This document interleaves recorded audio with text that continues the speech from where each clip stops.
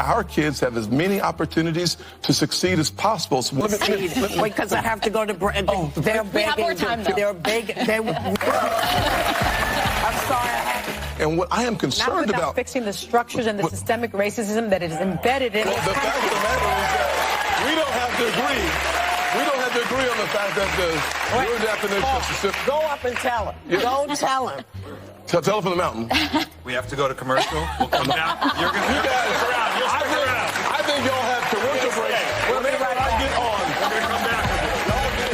Sadly, I think this really proves the fact that honest, good faith debate is completely extinct in the mainstream dinosaur media, because here we have Republican presidential candidate Tim Scott, a US Senator from South Carolina, in what could be seen as enemy territory, as the woman from The View with their shoe-sized IQs do nothing but try to skew the values of women that watch TV before noon with nothing better to do. And why is this starting to sound like slam poetry or Dr. Seuss, and I really don't want it to. But somehow daytime television has slowly transformed from let's talk about improving our lives to programming NPCs that don't want to think for themselves, and nothing is more dangerous to their cause than giving airtime to a rational, well-spoken person, as somebody simply making sense can easily influence their very malleable audience. And when someone's doing an infomercial for a crappy product, everything has to be completely controlled, because if what they were selling was a genuinely good product, service, or political ideation, it wouldn't need an infomercial. Now, I will give some credit, as they didn't let the audience just heckle them off stage. I think Disney and Ronnie have been in a combat zone for a number of months over what I thought was the right issue as it relates to our young kids and what they're being indoctrinated with. I thought he started off on the right foot on that issue. It is 100%. No, not here. I'm sorry, sir.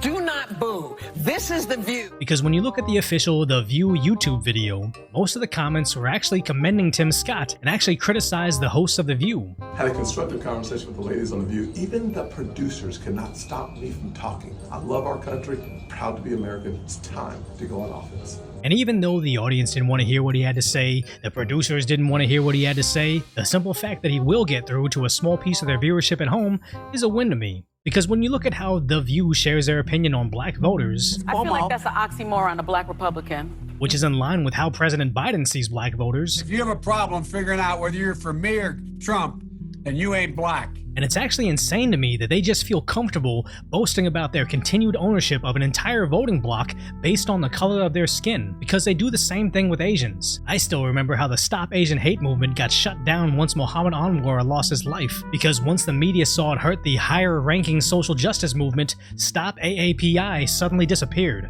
I also remember how once Biden got elected in office, the lawsuit against Yale for discriminating against Asians suddenly got shut down. And what did Biden do? Invite the Korean pop group BTS to the White House to speak about Asian American issues, when 6 of them don't even speak English. None of them worry about being attacked in the streets of liberal cities, but somehow they think doing a photo shoot with some guys that can sing and dance is enough to earn my vote. And it's crazy how many times I would see comments from other Asians online saying how dare you not bow down to our liberal white saviors, and how they see us as a monolith, and how dare we think as individuals. Just because you can't tell us apart from each other doesn't mean we're not allowed to think apart from each other. Because this sounds an awful lot like the shut up and dribble fiasco in the NBA. The mainstream media fawned all over LeBron James and his ability to not only play basketball, but also parrot every single one of the corporate media liberal talking points. But when his former teammate Kyrie Irving started to share opinions that weren't quite approved by his corporate overlords, it was right back to shut up and dribble. And that's what this always comes down to.